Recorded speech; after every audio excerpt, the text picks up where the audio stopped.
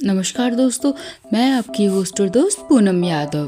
दोस्तों, आज हम बात करने जा रहे हैं छठ महापर्व की। सूर्य उपासना का महापर्व छठ पूजा की शुरुआत हो चुकी है। 4 दिनों तक चलने वाले इस महापर्व का समापन उगते हुए सूर्य को अर्घ्य देने के साथ होता है। आइए जानते हैं छठ की सुबह और शाम की पूजा में क्या अंतर होता है और क्या दोनों का महत्व बराबर माना गया है। लोक आस्था का महापर्व छठ 25 अक्टूबर से नहान खान के साथ शुरू हो गया है और 28 अक्टूबर को उषा अर्घ के साथ इसका समापन होगा। 4 दिनों तक चलने वाले इस कठिन व्रत में सूर्य देव और छठी मैया की उपासना की जाती है। इस पर्व की सबसे अनूठी और महत्वपूर्ण रीत है डूबते हुए सूर्य को संध्या अर्घ और उगते हुए सूर्य को उषा अर्घ को अर्घ देना। हिंदू धर्म में आमतौर पर उगते सूर्य को ही जल चढ़ाया जाता है, लेकिन छठ ही एकमात्र ऐसा पर्व है जिसमें डूबते हुए सूर्य या फिर उगते हुए सूर्य को अर्घ्य दिया जाता है।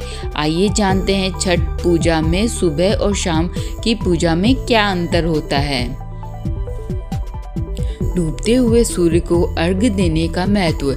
छठ महापर्व में डूबते हुए सूर्य को अर्घ्य देना कृतज्ञता और संतुलन का प्रतीक माना जाता है। यह प्रकृति के प्रति आभार व्यक्त करने और जीवन के हर उतार चढ़ाव को स्वीकार करने की भावना दर्शाता है। मान्यताओं के अनुसार यह अर्घ्य सूर्यदेव की पत्नी को समर्पित है, जो कि सूर्य की अंतिम किरण होती है। शाम को सूर्य को अर्घ्य देने की विधि।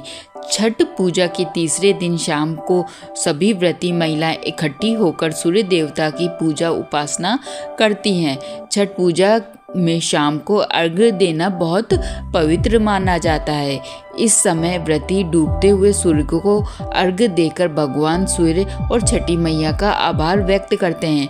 सूर्यास्त से पहले व्रती स्नान कर स्वच्छ वस्त्र पहनती हैं और बांस की सूप में फल, ठेकुआ, नारियल, दीप और गन्ना रखती हैं। फिर नदी या घर के आंगन में जल से भरे पात्र के सामने खड़ी होकर सूर्य देवता की दिशा में मुख करके ओम सूर्याय नमः मंत्र के साथ अर्घ्य देती हैं।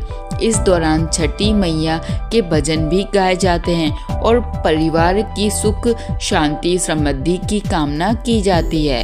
अर्घ्य के बाद व्रती पूरी रात जागरण करती हैं और अगली सुबह उगते हुए सूर्य को अर्घ्य देने की तैयारी करती हैं।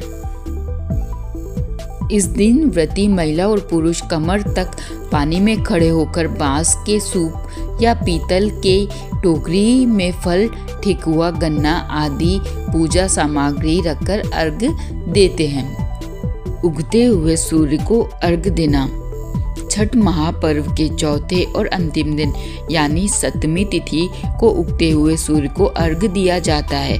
इसे उषा अर्घ्य कहा जाता है। धार्मिक मान्यता है कि सूर्यदेव के समय सूर्यदेव अपनी पत्नी उषा के साथ होते हैं, जो सूर्य की पहली किरण है और जिन्हें भोर की देवी भी कहा जाता है। इसीलिए इसे उदयागामी अर्घ्य या उषा अर्घ्य कहते हैं।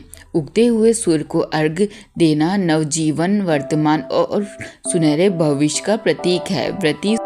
व्रती सूर्यदेव की शक्ति, स्वास्थ्य, सुख, शांति, समृद्धि और संतान की दीर्घायु होने का आशीर्वाद सूर्यदेव से मांगते हैं। उदयागामी अर्घ्य देने के बाद ही छठ महापर्व का विधिवत समापन होता है और व्रती अपने 36 घंटे का निर्जला व्रत खोलते हैं। इस दिन व्रती फिर से नदी या तालाब में खड़े होकर सूर्य की पहली किरण को दूध और जल से अर्घ्य देकर छठी मैया और सूर्य देवता की आराधना करते हैं।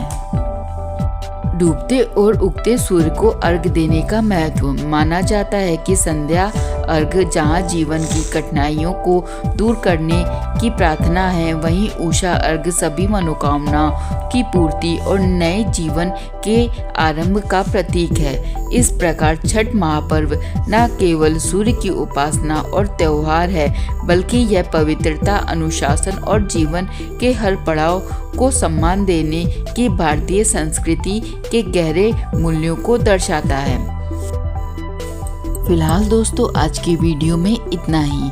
उम्मीद है दोस्तों आपको मेरे द्वारा दी गई ये जानकारी ज़रूर पसंद आई होगी। मिलते हैं दोस्तों नेक्स्ट वीडियो में। तब तक के लिए आप सभी को मेरी ओर से छठ महापर्व की हार्दिक शुभकामनाएं। माता छठी सभी के जीवन में सदैव खुशियाँ बनाए रखें। Thank you for watching my channel.